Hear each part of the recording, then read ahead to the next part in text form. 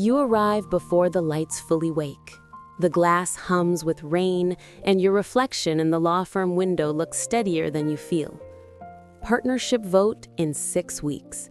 A whistleblower case that could end careers or build them. And now this. An envelope on your desk with no return address, just 5 words printed in black.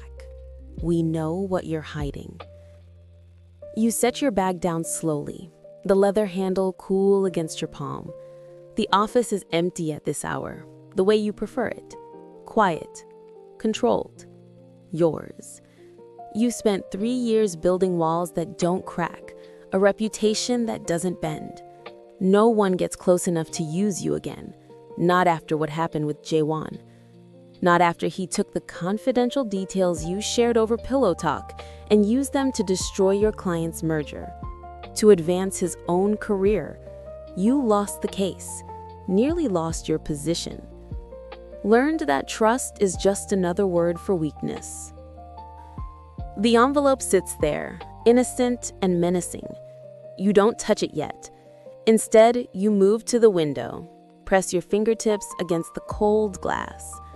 Seoul is waking below, a symphony of headlights and neon bleeding through the rain. 43 floors up, you can almost believe you're untouchable. Almost. The door behind you opens without knocking.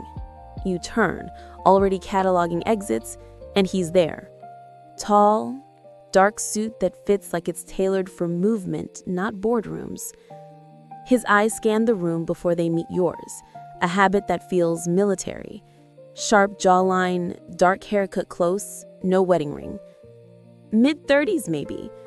The kind of handsome that probably makes clients feel safer. You're not a client who needs feeling safer. Your managing partner steps in behind him, slightly out of breath from the walk down the hall. Park Jin-soo has been your mentor for 5 years, the only person in this firm who believed you after the Jaewon incident. Minji, this is Kong Jun-woo. His firm handles corporate security.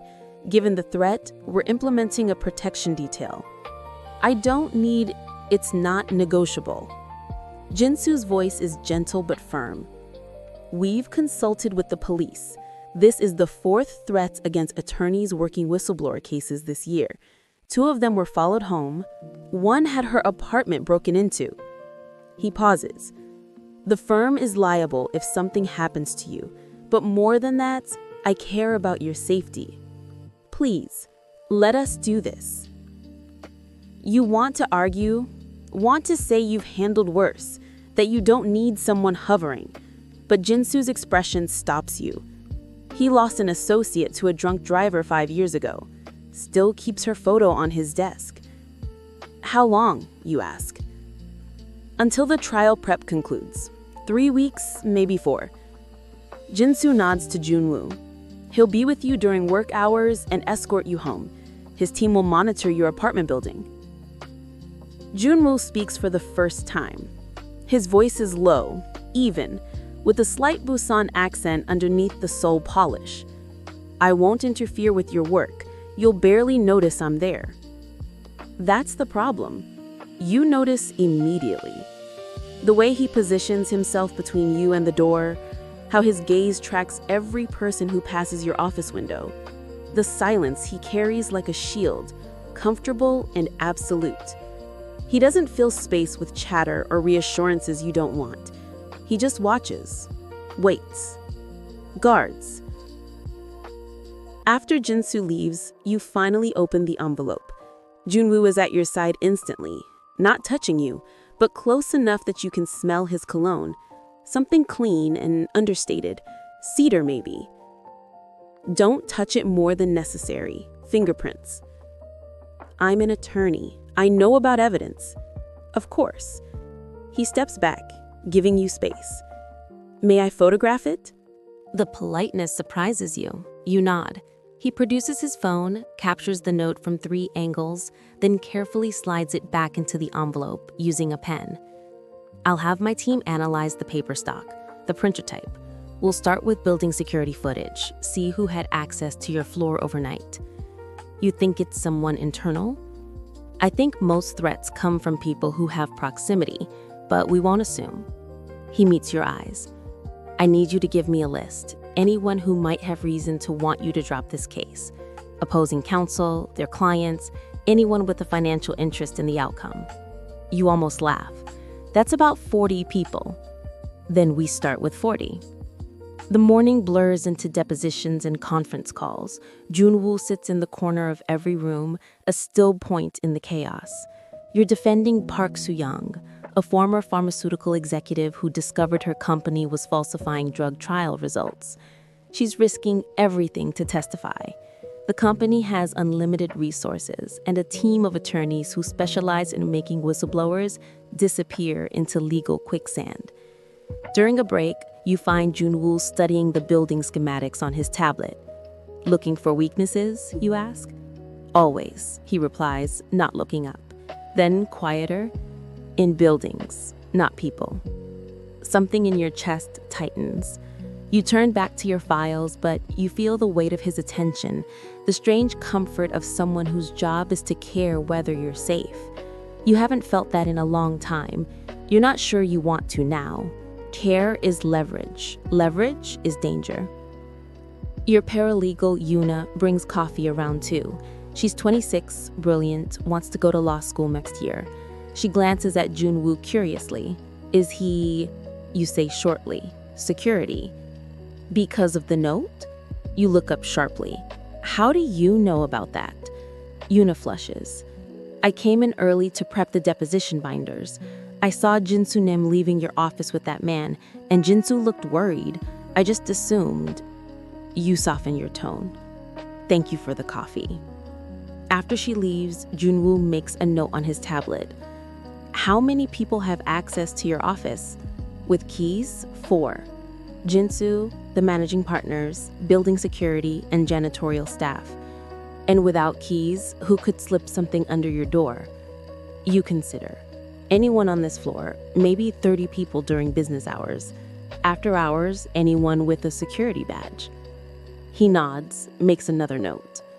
You watch him work, the economy of his movements, the way his fingers move across the screen with surprising speed. You type fast, you observe. Military training, had to file reports under time pressure. You were military? Intelligence, 8 years. He glances up. I'm good at finding patterns, things that don't fit. And protection? That came after. Something crosses his face, too quick to read. I prefer preventing problems to solving them. By evening, the office empties. You stay. You always stay. The quiet is when you do your best work, when the arguments sharpen and the precedents line up like dominoes. Junwoo doesn't comment, just settles into the chair across from your desk with a file of his own. The rain picks up outside, drumming against glass. You work in parallel silence, the kind that doesn't demand anything. It's almost easy. At 9, your stomach growls audibly. Junwoo glances up. You should eat. I'll order something. You won't. He says it without judgment, just fact. There's a place 2 blocks over. We can walk or I can bring it here. You want to say you're fine, that you don't need managing, but your stomach betrays you with another low sound, and his mouth almost curves. Almost. The restraint is more attractive than a smile would be. Walk, you say, surprising yourself. The rain has softened to mist. He produces an umbrella from somewhere, holds it over both of you without touching you, a careful geometry of protection and space. His arm is close enough that you can feel the warmth radiating through his jacket, but there's always that inch of distance. Intentional, respectful. The restaurant is tucked into a side street, the kind of place you'd never notice on your own. Warm light spills from steamed windows. Inside, it's small, maybe 8 tables, and the owner greets Junwoo by name. They exchange quick words in Busan dialect, and the woman laughs, swats his arm affectionately. He bows, gestures to you. My client, he says in formal Seoul Korean. She works too hard. The owner makes a sympathetic sound and leads you to a corner table. Junwoo orders in quiet, rapid Korean, then glances at you. Spicy okay? You nod. He remembers. A week later, you'll realize he never forgets a single detail. The food arrives, steam rising from the bowls. Soft tofu stew, grilled mackerel, banchan, and small dishes that cover the table. The flavors are home-style, generous, exactly what your body needs after 14 hours of legal combat. You eat in silence that feels less lonely than it should. Junwoo doesn't ask about the case, doesn't pry into why you work alone at night. He just exists beside you, solid and unhurried. When you finally speak, it surprises you. Do you ever get tired of watching for danger? He sets down his chopsticks, considers. The pause is long enough that you think he might not answer. Then, it's not watching for danger. It's watching for the moment before danger, the tell, the shift. He meets your eyes. Most people miss it because they want to believe everything's fine. And you don't believe that. I can't afford to. You understand that language, the cost of trust, the safety of suspicion. For the first time in years, you're sitting across from someone who doesn't need you to pretend the walls aren't there. How long have you been doing this? 5 years, private security for 3, military intelligence before that. Do you like it? He considers, that same thoughtful pause. I like being good at something that matters. I like giving people space to live without fear. I don't always like what it costs, which is being alone. You can't get close to people when you're always looking for what might hurt them. The honesty lands between you like a gift. You want to say you understand that you've chosen the same kind of solitude for different reasons, but the words stick. Instead, you change the subject. The owner knows you well. I eat here most nights. Her son is in the military. She worries. I let her feed me, and it makes her feel better. Something about that image, this guarded, careful man accepting mothering from a restaurant owner, makes your chest ache. That's kind of you. It's selfish. She's a good cook, and I hate eating alone. But you see through it. The way he bowed with real respect, how he asked about her son. Junwoo, you're realizing, is someone who cares in quiet, sideways ways, who shows up and pays attention and never asks for credit. Walking back, the mist turns to rain again. He adjusts the umbrella, his arm a careful inch from yours. You reach the building entrance and he pauses. I'll do a sweep of your floor before you go up. That's not necessary. It is to me. Something in his voice makes you wait. He disappears into the elevator, returns 3 minutes later with a nod. Clear. Alarm set on your office door. My number's on your phone now. Use it if anything feels wrong. What counts as wrong? He holds your gaze, your instinct. Trust that before anything else. You ride the elevator up alone, but the air feels different. Less empty, more held. The days fold into a rhythm. He arrives before you, leaves after. Drives routes that change daily, stands in places that make you feel less exposed. You catch yourself noticing small things. The way he takes his coffee black, drinks it standing like he might need to move at any second. How he never sits with his back to a door. The thin scar above his left eyebrow, pale against his skin. The silver bracelet on his left wrist, simple and worn, that he turns with his thumb when he thinks you're not watching. On the 4th day, you ask about it. The bracelet, is it significant? His hand stills. A reminder. Of what? He's silent for so long you think he won't answer. Then, someone I couldn't protect. You don't push. The pain in his voice is enough. During a particularly tense client meeting, the opposing counsel gets loud, aggressive. He's a senior partner at a rival firm used to intimidating younger attorneys, especially women. He leans forward, invades your space, raises his voice over your objections. You handle it with precision, your voice cool and sharp as steel, refusing to be rattled. but Junwoo shifts forward slightly from his position by the door, a silent statement. The man glances at him, registers the flat, unwavering stare, and backs down. Later, as you're packing up, you say, "I didn't need you to do that." "I know, but he needed to know I would." You hate how much that settles something in you. The idea that someone is willing to stand between you and disrespect, not because you can't handle it, but because you shouldn't have to. It's a luxury you haven't allowed yourself in years. That night, your ex-fiancé calls. You haven't spoken to Jaewon in 18 months, not since you returned his ring via courier with no note. His name on your screen sends ice through your veins. You let it go to voicemail. Then you listen to the message, Junwoo pretending not to notice from across your office. "Menji, it's me. I heard about your case. I wanted to say, look, I know things ended badly between us, but I'm worried about you. These pharmaceutical companies, they play dirty. If you need advice, someone to talk strategy with." He pauses. "I miss you. I miss us. Call me back." You delete the message. Your hand is shaking. "Ex?" Junwoo asks quietly. "Yes. The one who..." "Yes." He nods once. "You want me to add him to the list of people to watch?" The question surprises you.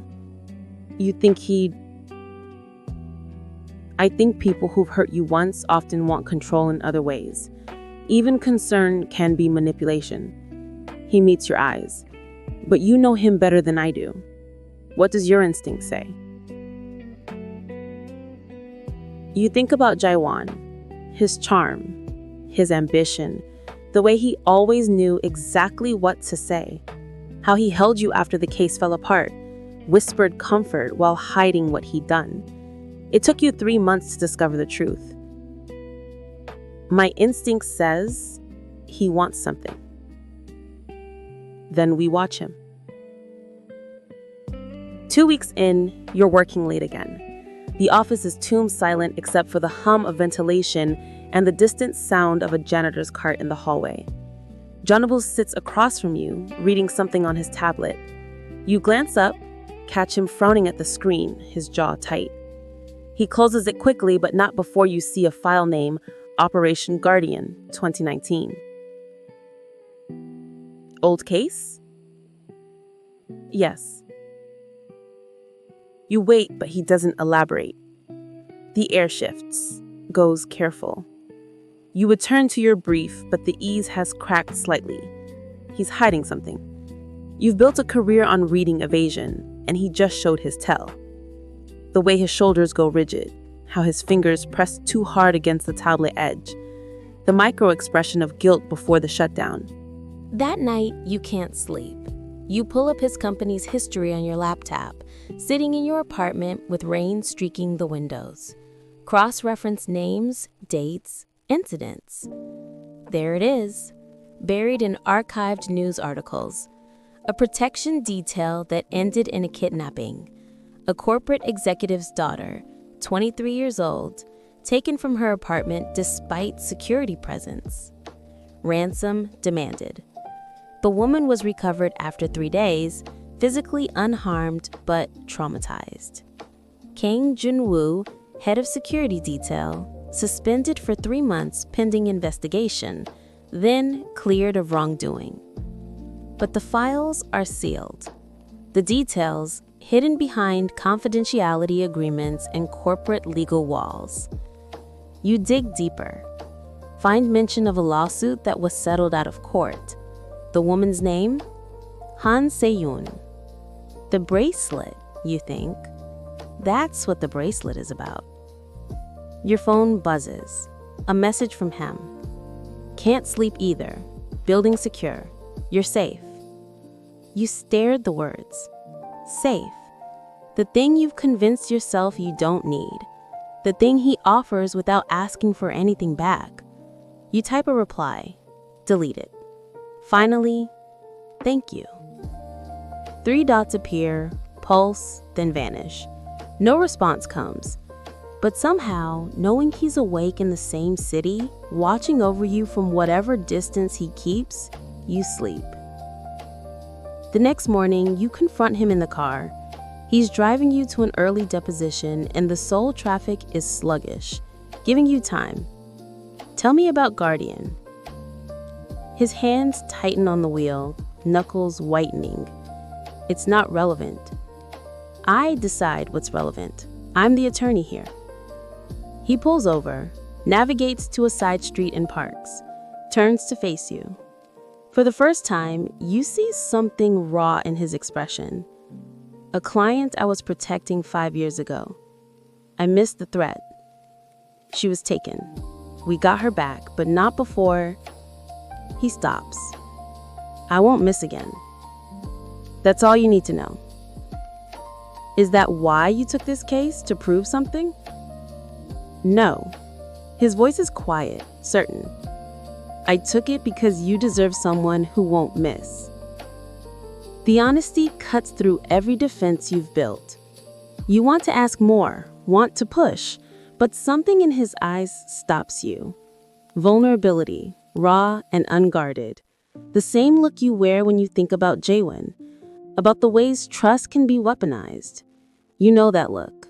You've worn it yourself in mirrors at 3 a.m. Okay, you say softly. Okay. He nods once, starts the car again, but the air between you has changed. Thinner, more honest, more dangerous. The deposition is brutal. Long days bleed into late nights. The pharmaceutical company is fighting dirty. Surprise motions, document dumps at midnight, attempts to depose your client over and over until she breaks. You counter every move, but you can feel the strain. Your eyes ache from screen glare. Your shoulders carry tension like rocks. Juno notices. He always notices. He brings you food without asking. Not just any food, but things you mentioned liking once in passing. Miyeokguk from a place in Jongno because you said your mother used to make it. Hatek from a street vendor, still warm because you confessed to a sweet tooth. Green tea instead of coffee in the afternoon because you get jittery otherwise. You keep feeding me, you observe one evening, accepting a container of bibimbap. You forget to eat. That's not an answer. He's quiet for a moment. Then, when I was in the military, we had a saying, you can't protect others if you don't protect yourself first. Food is protection. That's very philosophical for someone who claims to be practical. This time he does smile. It's small, but it transforms his face, makes him look younger. I contain multitudes. You laugh and something in his eyes softens.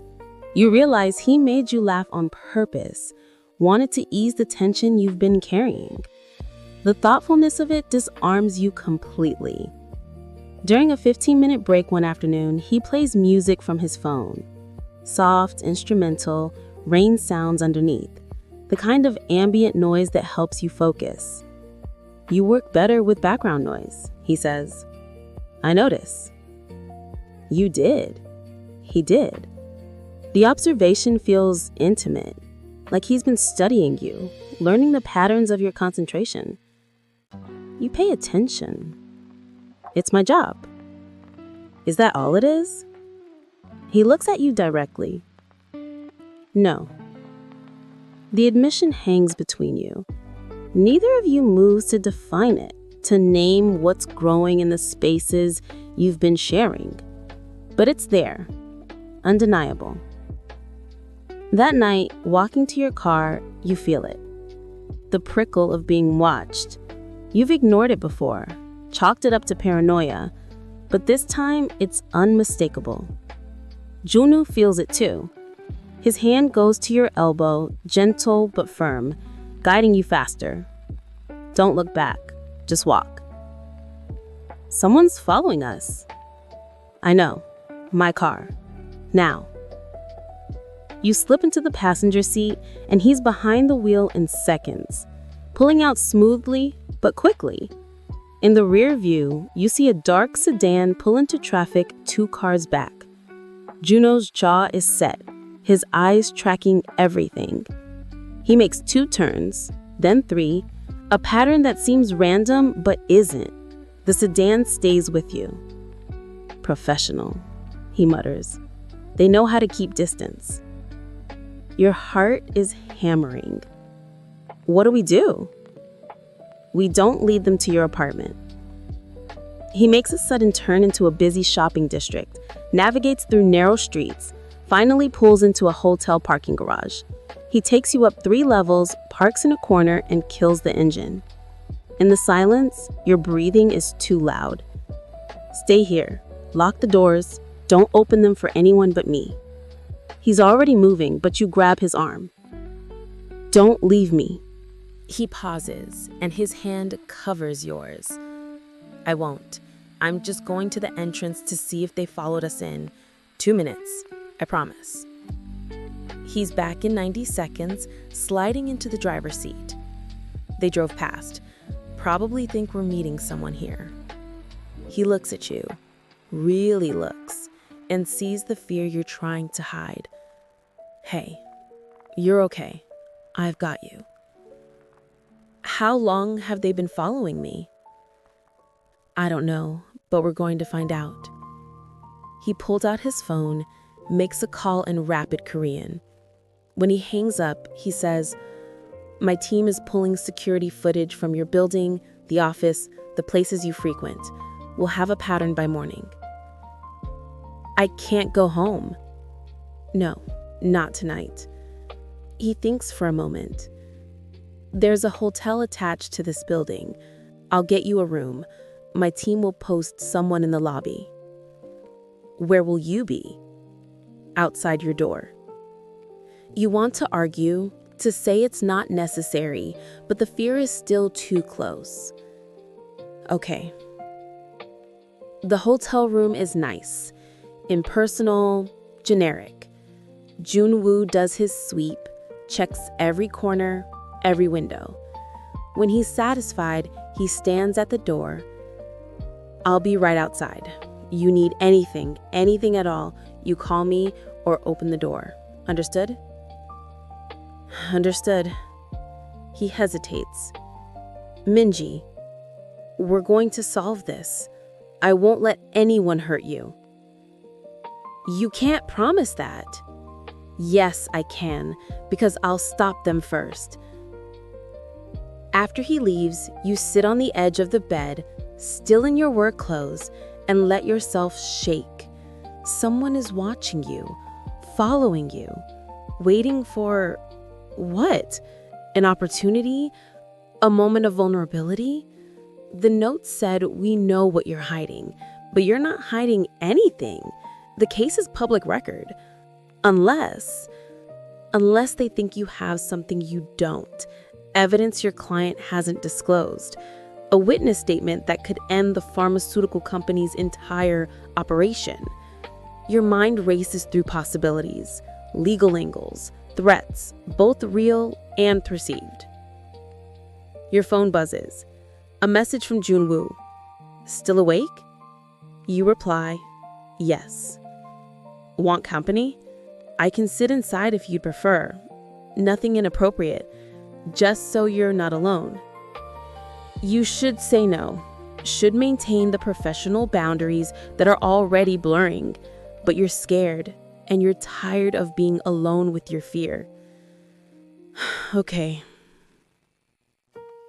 He enters quietly, carrying 2 bottles of water and a bag from the hotel shop. He hands you 1 water, sits in the chair across from the bed, and pulls out a deck of cards. Know how to play gin rummy? The absurdity makes you laugh, slightly hysterical.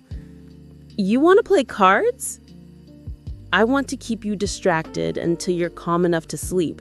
Cards work, so does conversation. Your choice. You reach for the cards. Deal. You play 3 hands, and he lets you win 1 of them. You can tell because he discards a card you need too easily, and his mouth twitches when you call him on it. The normalcy of it, the gentle humanity, makes the fear recede. By the third hand, your breathing is steady again. "Tell me something," you say, arranging your cards. "Why private security? Why not stay in the military?" He's quiet, considering his hand. Finally, "I saw too many threats that could have been prevented. In the military, you respond to danger. In this job, I can anticipate it, stop it before it becomes real." "Because of Hanseon?" He looks up sharply. "You looked into me?" "I'm an attorney. I research everything." "Fair." He sets down his cards. "Yes, because of her. I was good at my job, but I got complacent. Thought the apartment was secure because it was expensive, because we'd done our due diligence. I didn't account for someone bribing the night doorman, didn't check the door logs closely enough. She was taken from her own home, from a place she was supposed to be safe, and it was my fault." "The investigation cleared you." "The investigation didn't sleep in her apartment, didn't hear her scream when they broke in." His voice is flat, controlled, but the pain bleeds through. "I found her 3 days later. She was alive, but she's never been the same. She won't live alone now, has panic attacks. The bracelet was hers. She gave it to me when the case closed. Said she wanted me to remember that I did save her eventually. But what I remember is that I failed her first." You set your own cards down. "Junwoo, it wasn't your fault." "Yes, it was. Not legally maybe, but in every way that matters." He looks at you. "That's why I can't miss with you. That's why I'll sleep outside your door and follow every instinct and probably overreact to things that are harmless, because I can't." His voice cracks slightly. "I can't fail again." You move without thinking, crossing to kneel in front of his chair.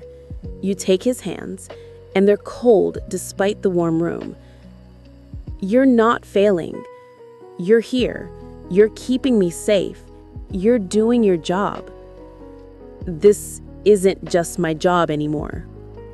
The admission is quiet, almost unwilling. "It stopped being just a job the first night we had dinner, when you asked if I got tired of watching for danger, and I realized I'd been watching you for different reasons." Your heart stops, restarts. "What reasons?" "Because you're brilliant, because you're brave, because you work too hard and care too much and hide it behind walls I recognize." He turns his hands over, holds yours. "Because when you laugh, I feel like I'm doing something right. And that's dangerous because I can't protect you properly if I'm compromised." "Compromised?" "Caring about you the way I'm starting to care about you." He says it like a confession, like something being pulled from him against his will. "I should request a replacement, someone objective, but I can't, because the thought of someone else standing between you and danger makes me want to break things." You're still kneeling, still holding his hands, and the world has narrowed to this moment. "I don't want someone else. Minji, I don't want objective. I don't want professional distance. I want..." You stop. Force yourself to be brave. "I want you. Just you. Even though it's terrifying. Even though I swore I'd never let anyone close enough to hurt me again." He pulls you up gently, guides you to sit on the edge of the bed, and takes a chair again, maintaining space even now. "You should be sure. Because once you let me in, I don't know how to not care. I don't know how to be halfway. I don't know how to do that either. I only know how to be all in or all out." You meet his eyes. "And I want to be all in with you." The smile that crosses his face is devastating. Okay, then we'll be all in together. But after this case, after you're safe, after I can think clearly again. He stands, moves back to the door. Get some sleep. I'll be right outside. Stay, please. Just sit here while I sleep. You don't have to do anything. Just be here. He hesitates, and you see the war on his face. Professional boundaries versus human need. Finally, he nods. I'll stay. You lie down, fully clothed, pull the blanket over yourself. He settles back into the chair, and you fall asleep to the sound of his steady breathing. The knowledge that someone is watching over you, not out of obligation, but out of care. You wake at dawn to find him still there, still vigilant, and something in your chest cracks open. The threats escalate. Another note, this time slipped under your office door during a meeting. Junwoo finds it first, and you watch his expression shudder completely. The note is longer this time, more specific. Drop the case or we'll make you disappear like we made Park Soo-young's last attorney disappear. Your blood runs cold. Her last attorney? Kim Young-won resigned 6 months ago citing personal reasons. Junwoo is already on his phone. I'll have my team dig into it. 2 hours later, you have the story. Kim Young-won didn't resign. He was in a car accident, suffered a traumatic brain injury, and can't work anymore. The accident report looked clean, but the timing was convenient. 3 days after he filed the whistleblower complaint on behalf of Park Soo-young, he drove off a bridge in weather that wasn't that bad. They tried to kill him, you say numbly. And they're threatening to do the same to you. Junwoo's voice is hard. We're moving you to a secure location tonight. No. Minji, I'm not running. This isn't about running. Someone is tracking your schedule. They knew you'd be in that meeting when they left the note. They've been following you. They put Kim Young-won in a hospital. His voice rises slightly. The first time you've heard him lose control. This is not a game. I know it's not a game. You're on your feet now. Anger and fear tangled together. But if I hide, if I run, they win. Park Soo-young loses her only chance at justice. Every other whistleblower sees what happens when you try to tell the truth. I won't be part of that message. Then find out who. You step closer. That's what you do, isn't it? Watch for the tell, the shift. So watch. Find them. Stop them. His jaw works. I am watching. I've been watching, which is why I'm telling you this is different. This is targeted, personal. Personal how? He hesitates. It's the pause that tells you everything. The micro expression of guilt, the way his shoulders tense. Junwoo, what aren't you saying? The silence stretches like wire about to snap. Then finally, the threat language, the phrasing. It matches patterns from a case I worked 5 years ago, Guardian. Your blood goes cold. You knew from the beginning. I suspected, and you didn't tell me. The betrayal is sharp, familiar, cuts along old scars. Because if I told you it was connected to my past, to my failure, you would have refused my protection. And you need it. You need me to keep you safe. I needed honesty. Your voice is shaking now, fury and hurt tangled. You're exactly like him, like Jaewon, taking what you know and deciding what I can handle. That's not... He stops, jaw working. I was trying to protect you. By lying, by keeping you alive long enough to make your own choice. Do you understand what these people are capable of? They kidnapped Han Seo-yeon from a secure apartment. They put Kim Young-won in a coma. They will hurt you, Minji. They will take you, and they won't be gentle. And I can't... He breaks off, breath ragged. I can't let that happen. Not again. Not to you. So you decided to lie instead. To hide the truth because you thought I couldn't handle it. Yes. The admission is harsh. Yes. Because your safety matters more than your trust in me. And if I hate you for it, but you're alive, I can live with that. The words lands like a blow. You turn away, stare out at the city lights, blurring through rain and tears you won't let fall. I want a different detail. Someone else. The silence behind you is absolute. When he speaks, his voice is carefully empty. I'll arrange the transfer. You'll have someone new by morning. Good. Minji. That's not a request, Mr. Kong. It's a dismissal. He leaves without another word. The door clicks shut, and you're alone, finally, safely, miserably. You sink into your chair and let yourself cry. Quiet sobs that shake your shoulders. Because he lied. Because he cared enough to lie. Because you were falling in love with him, and now you don't know what the truth is anymore. The new guard arrives the next morning.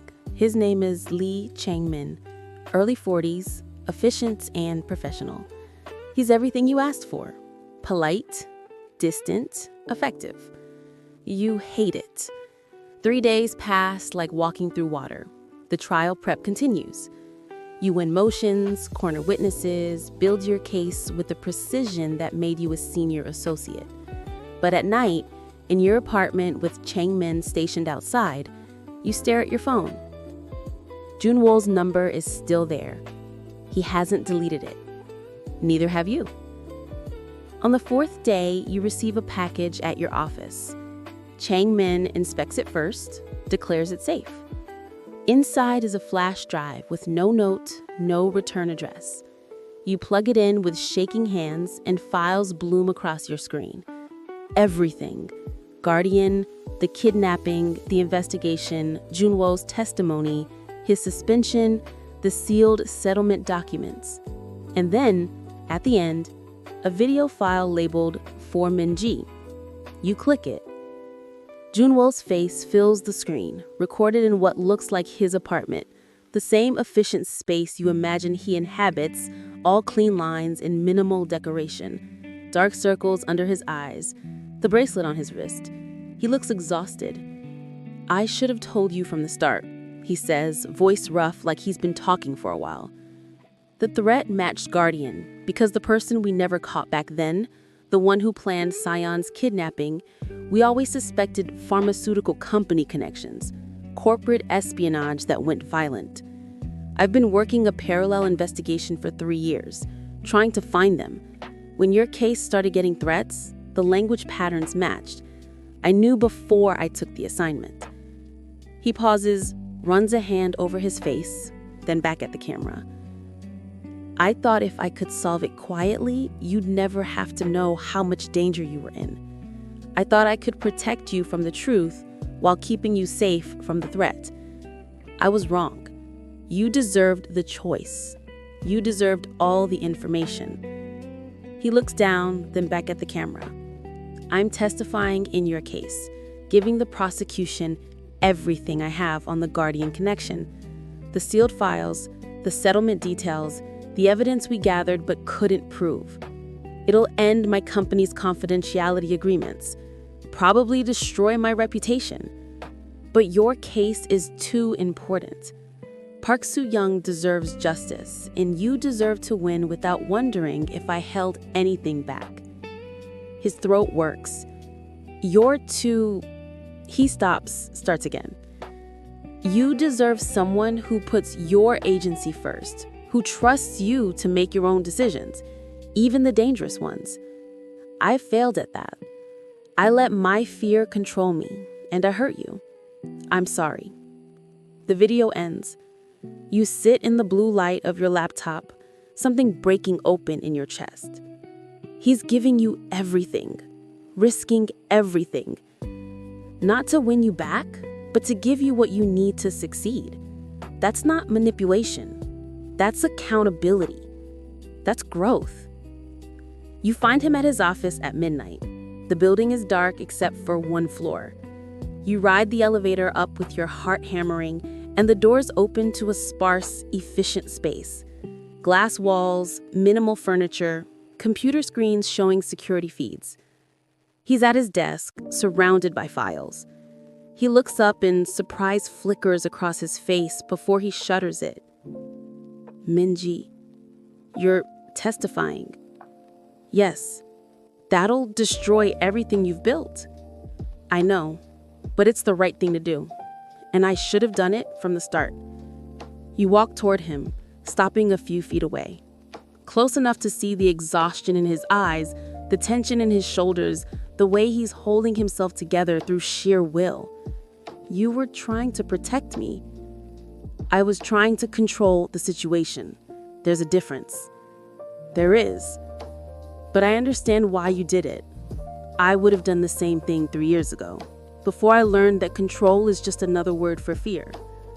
His throat works. I'm not afraid of much, but I'm afraid of failing you. You didn't fail me. You made a choice I didn't like. That's different.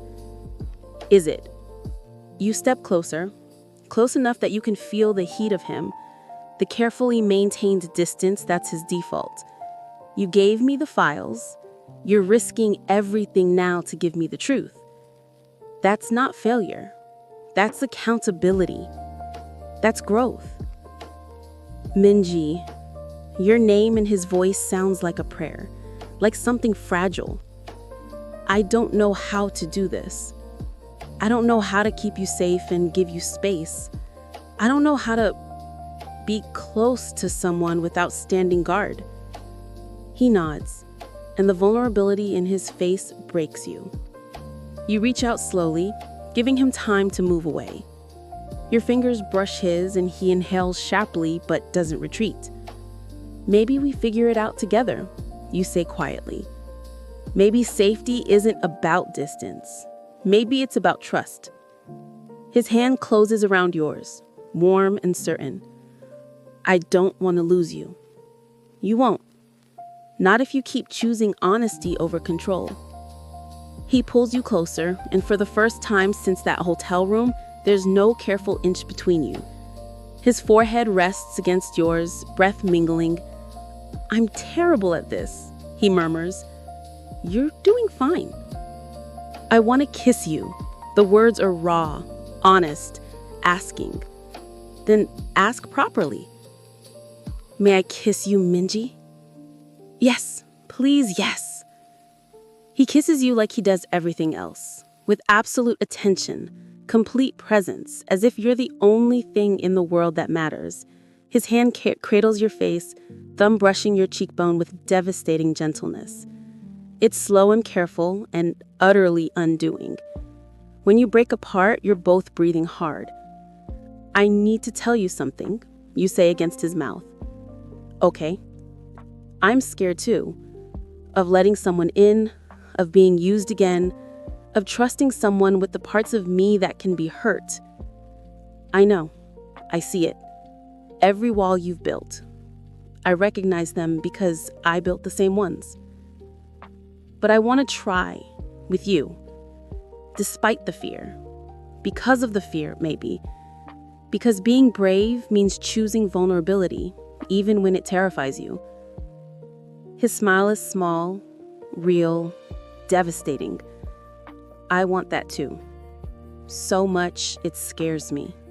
You stay there in his office, talking until dawn, about Guardian, about Han Se-yeon, about the 3 days he spent tracking her kidnappers with no sleep and too much coffee, about your ex, about the case that ended your engagement and nearly ended your career, about learning to trust your instincts again, about the ways you've both built walls and called them wisdom, protection, strength. The bracelet, you say eventually, touching the silver on his wrist. Why do you still wear it? Reminder, his voice is soft, that people can survive terrible things and still choose kindness. Se-yeon gave it to me when she didn't have to, when she had every right to hate me. She chose grace instead. I wear it so I remember that mistakes don't define us. How we respond to them does. You kiss him again, softer this time, and taste salt. You're not sure if it's your tears or his. When morning comes, you walk into your office together. Chong Min looks surprised to see Junwoo beside you. You thank Chong Min for his service, and then you're alone with Junwoo in your space, the city waking beyond your windows. We should establish boundaries, you say, ever the attorney. Clear expectations. Agreed. You tell me everything, no withholding information for my own good. Even if it scares you? Especially then. I can handle fear, I can't handle lies. He nods. What else? You trust me to make my own decisions about risk. I'm not reckless, but I won't be controlled. Even when my instincts scream to protect you? You can advise, I'll listen, but the choice is mine. Another nod. My turn. You trust me when I say something's dangerous. You don't have to agree, but you consider it. Fair? And you tell me when I'm overstepping. I'll miss the line sometimes. My default is protection. You have to tell me when it becomes smothering. I will. You step closer. Anything else? We're honest about feelings, fears, needs, even when it's uncomfortable. Especially then. He almost smiles. You're very good at negotiations. I'm an excellent attorney. You are. He touches your face gently. You're also exhausted. When's the last time you slept more than 4 hours? I'll sleep when the case is over. Minji. Junwoo. He sighs, but there's affection in it. At least let me buy you breakfast. Real breakfast, not coffee and stress. You pretend to consider. Only if you tell me about the Guardian case. Everything. I want to understand what we're up against. Deal. Over breakfast at the restaurant with the kind owner, he tells you everything. The kidnapping was planned for weeks, executed with precision. Corporate espionage targeting the pharmaceutical company where Sion's father was a board member. The ransom wasn't money, it was a vote. Her father had to vote to approve a merger that would have killed a competing drug development. He voted yes, they released her. But the people behind it were never caught. The phone records were clean, the ransom demands came through burner phones. The kidnappers wore masks, used voice modulators. Junwoo's jaw is tight. We had suspects, but no evidence. The case went cold. And you think the same people are behind my threats? The language patterns match. The methodology, precise, planned, targeting someone peripheral to apply pressure to the primary target. In Guardian, they took the daughter to control the father. Here, they're threatening you to make Park Se-young withdraw her testimony. But I'm not peripheral to her. No, but you're the only thing standing between her and complete isolation. If you drop the case, she has no attorney willing to take the risk. The case dies. You think about Park Se-young, her quiet courage, the way her hands shook when she talked about the falsified drug trials, the people who might have died because of her company's greed. I won't let that happen.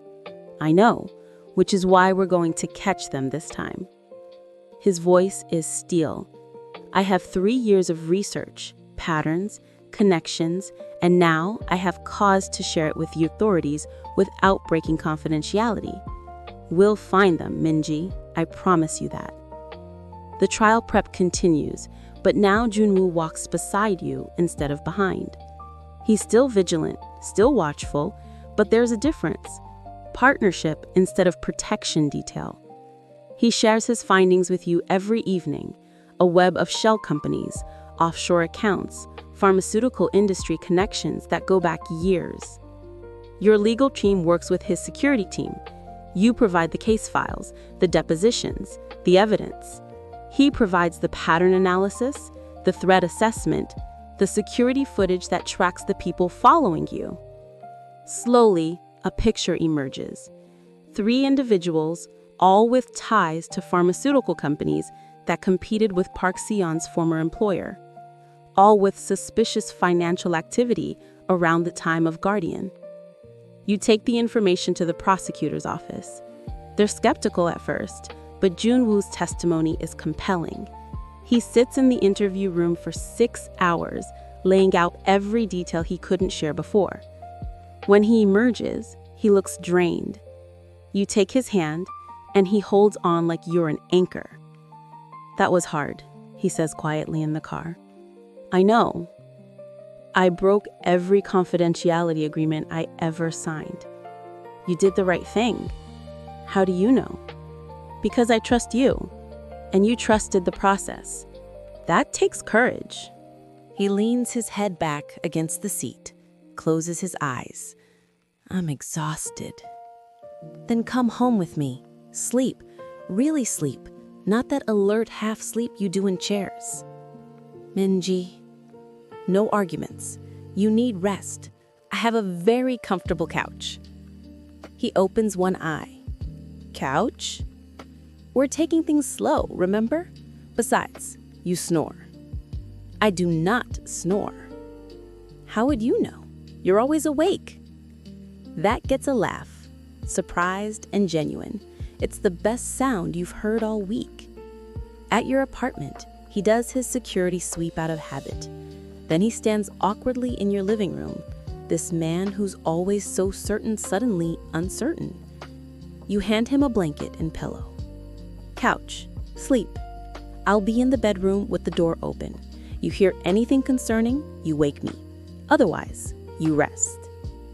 "Yes, ma'am." You kiss his forehead.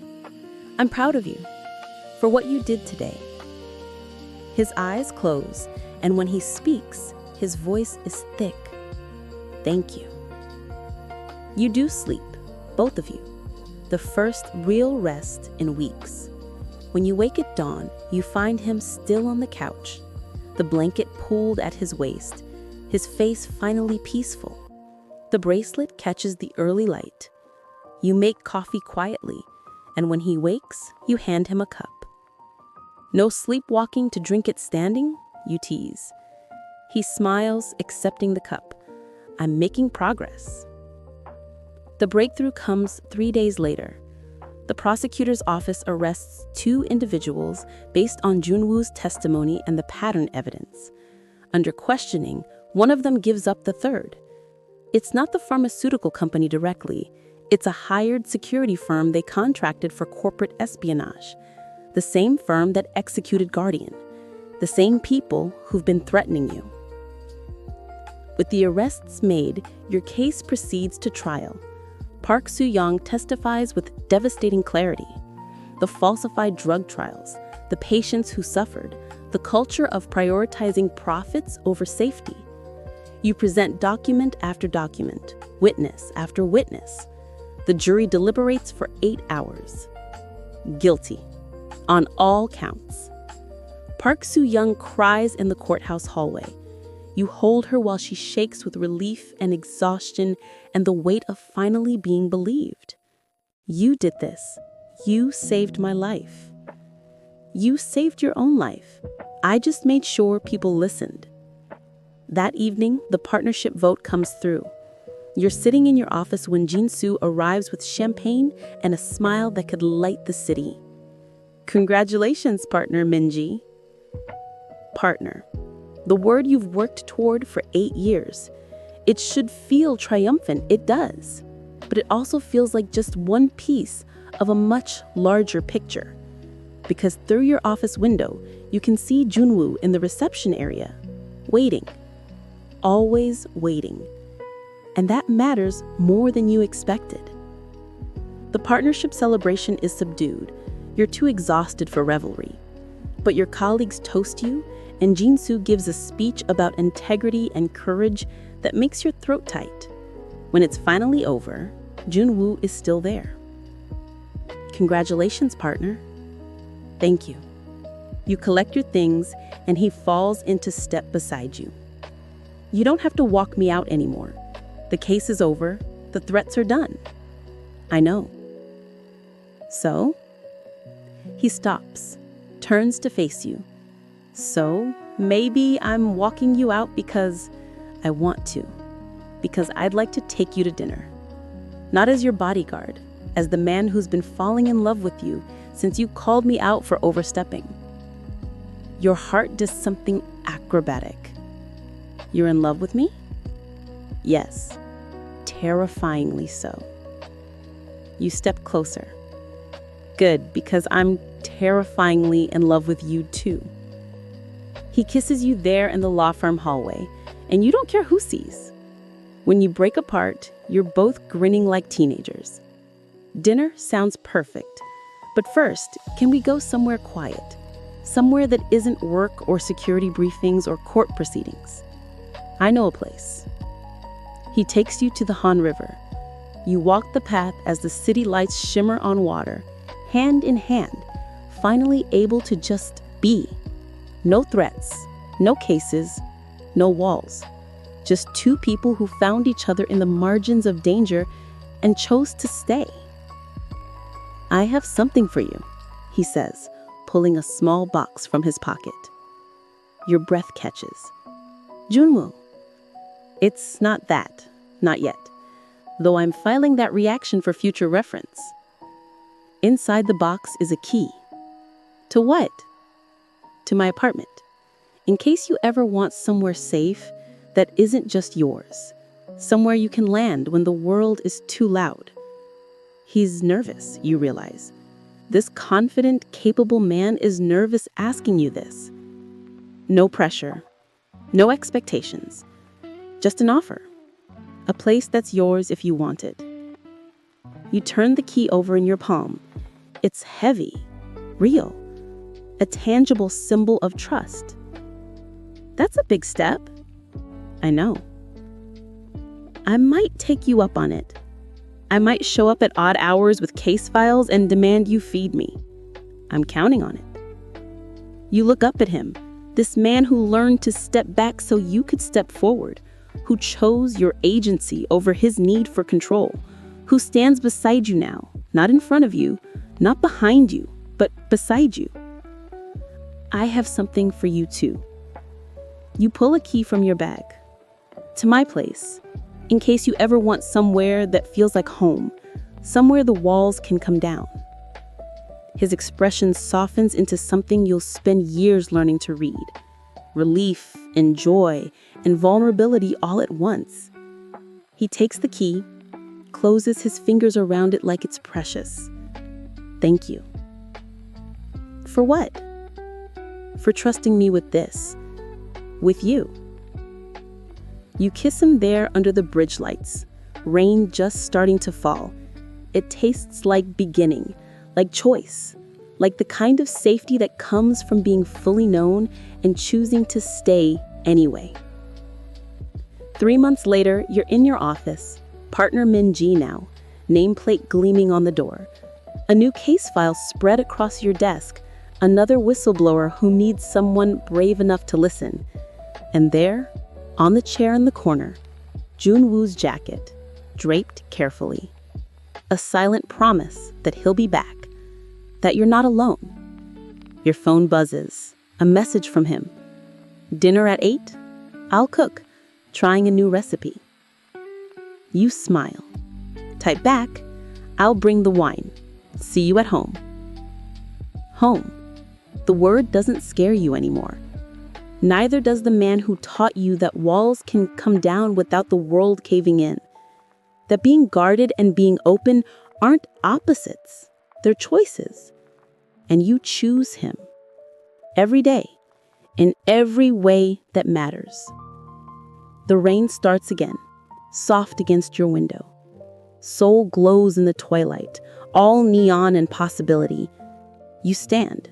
Gather your things and head toward the life you've built. Not perfect, not without risk, but yours. Fully, beautifully yours. And his jacket stays on the chair, waiting. A quiet promise in an empty office. The best kind of protection. Love that trusts you to protect yourself and stands ready anyway. Just in case. Just because. You off the lights and lock the door behind you. The elevator descends. The city waits. And somewhere in Hanamdong, Junwoo is setting the table. checking the locks one last time out of habit, and leaving space for you to arrive in your own time, on your own terms. You step out into the rain, and you're not afraid. Not of the dark, not of the unknown, not of the beautiful, terrifying work of letting someone see you completely. You open your umbrella, yours this time, carried on your own terms, but you're walking toward a place where another umbrella waits, where someone will offer to share the shelter without demanding you need it. 20 minutes later, you arrive at his building, your building now in a way. He opens the door before you knock, like he was listening for your footsteps. His smile is soft, private, meant only for you. Welcome home. And you step inside into warmth and the smell of something cooking, into the space between protection and partnership, into the life you built by being brave enough to trust again. The door closes behind you. The city continues outside, rain falling, lights glowing, millions of lives intersecting. But here, in this moment, there's just the two of you. A woman who learned that control isn't the same as safety. A man who learned that love means letting go. And the careful, beautiful work of building something together. You set down your bag. He takes your coat. You move into the kitchen where he's genuinely attempting to cook something complex and is clearly in over his head. You laugh, tie back your hair, and step in to help. He watches you work with that attention he's always had, but now it's softened with affection instead of vigilance. I'm terrible at cooking, he admits. I know, that's why you have me. Is that the only reason? You kiss him, quick and sweet. No, I have you because you're brave and honest, and you make me want to be braver too. The cooking thing is just a bonus. He pulls you closer, and dinner can wait a few more minutes. This, the kissing, the laughing, the easy intimacy of being known, this is what you were protecting yourself from. This is what you almost missed. Later, over the slightly burnt but edible dinner, he tells you about a new case his firm is considering. You tell him about the whistleblower who called today, scared but determined. You talk strategy and risk assessment and the ways courage manifests in ordinary people doing extraordinary things. And then you do the dishes together. And you curl up on his couch, which is much more comfortable than yours, and watch the rain through his windows. And you fall asleep there, safe not because nothing can hurt you, but because someone will help you heal if it does. Because you'll do the same for him. Because love isn't about perfect protection. It's about imperfect people choosing each other, again and again, even when it's hard. Especially when it's hard. You close your eyes, feeling his heartbeat steady under your ear, and you let yourself believe in this, in him, in the life you're building together, one careful choice at a time. The walls come down, the world doesn't cave in, and somewhere in the quiet dark, two people who were terrified of trust fall asleep holding on to each other, finally understanding that the bravest thing you can do is let someone in, and the strongest thing you can be is vulnerable enough to love.